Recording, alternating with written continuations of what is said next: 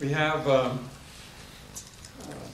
additional information on lighting mitigation, which is ongoing, socioeconomic impacts to the astronomy industry in southern Arizona, and all of that is additional information that we need. As I said, with all the comments that we received a lot of concerns and information about this particular project. And so it's my responsibility to make sure that we are going to meet and mitigate as much as we can, but we're not going to be able to mitigate everything. And so some of the issues that we raised in the draft are going to be not being able to be mitigated, but others we're making substantial progress on reducing the effects. So when we got the comments, I went back and asked Rosemont to make some changes, and that's somewhat reflected in this update of their feasibility analysis, that we needed to, before we could approve a project such as this, that I had to see some changes to their proposal. So they have made modifications, and we've increased the amount of surface water flow that will help downstream both in Davidson and Smenega Creek. We've changed the more geomorphology of the actual shape of the tailings piles to better affect hydrology and reclamation. And they removed the heap leach treatment facility, which was, in our eyes, a concern as far as how do we address any potential leakage, any potential seepage from a heap leach treatment facility. And so Rosemont, in at least one of the alternatives, has removed that treatment facility. And so I think that's a positive thing. The analysis that's ongoing is showing changes in the effects, which I think are, for the most part, beneficial. We're seeing substantial reduction from the draft in the amount of light emitted from the proposed project. The amount of groundwater drawdown has been modeled to show both in Cienega and Davidson to be much less than we anticipated. And so that's a positive thing as well. So even though we're doing a lot of new analysis and coming up with additional information, for the most part, this additional analysis is showing improvements over what was in the draft, which is a good thing.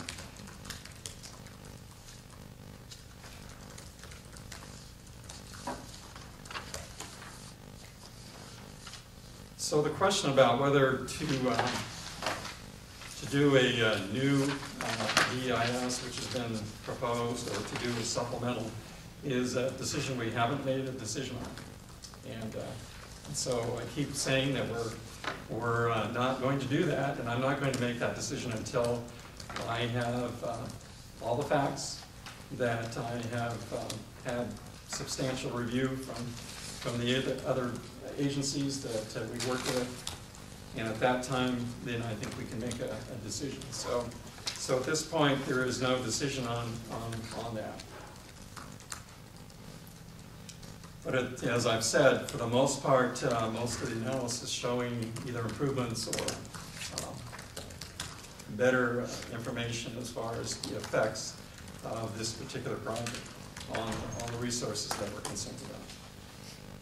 So that's kind of where we're at as far as the analysis goes, and I know there's probably several questions as to what the specifics are, but I'm happy to answer those and let you know. Yes. John Doherty from Investigative Media. Do you consider the changes from last summer to be substantial changes to the mine plan operations when they dropped the oxide ore and increased the sulfide reserve by 22%, which will obviously require additional processing? Well, I don't want to characterize what I would call substantial or it's a change. And so that's why we issued a letter back to Rosemont to ask for what the effects of that particular change would be on the resources. And so that is what we're analyzing now, is those changes. And the effects are, yet to be determined, and so I can't really tell you the exact percentages or changes, but I know that we have changes in the transportation, we have changes in the amount of oxide sulfide ore that are going to be treated or not treated, and those are the questions that we're asking Rosemont at this time. Thinking about the date and the timetable and all that,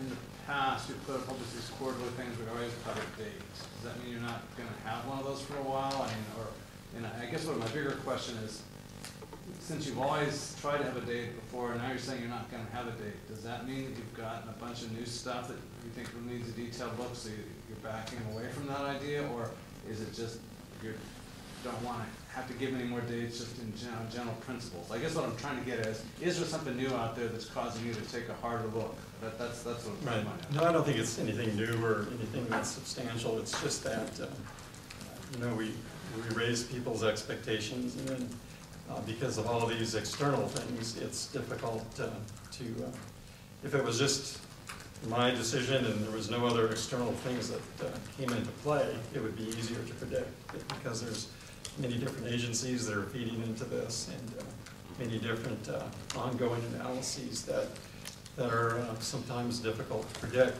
It just doesn't make sense for me to give you an exact date or a proposed date.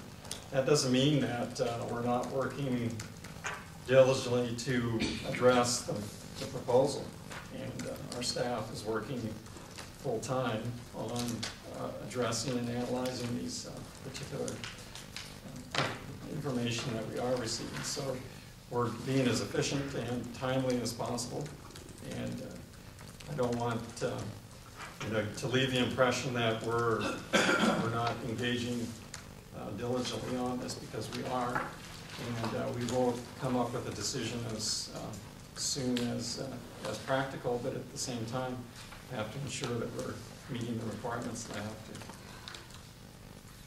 to. In that regard, as you put together this written decision, is it your goal to find a way to make the project go through, or stop it, or what's your role as you write this decision?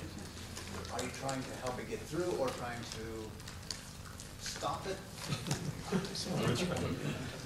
Well, I'll have people tell me both ways. I know how you feel. And so my role is to do the best job that we can to analyze the effects and to ensure that we're following federal law and regulation. And that is my role. And so our focus is to do that. And we have a lot of extraneous information coming from all sides to do this or to do that. And so our staff has to keep focused on what our role is, which is to do the best job that we can to analyze this.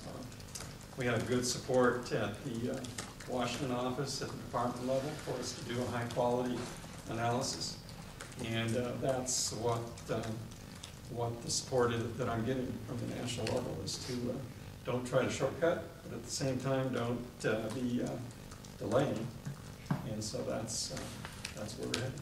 Follow up on Tony's question, will you have on the website any longer, you know, a projection of when the ROD will come out?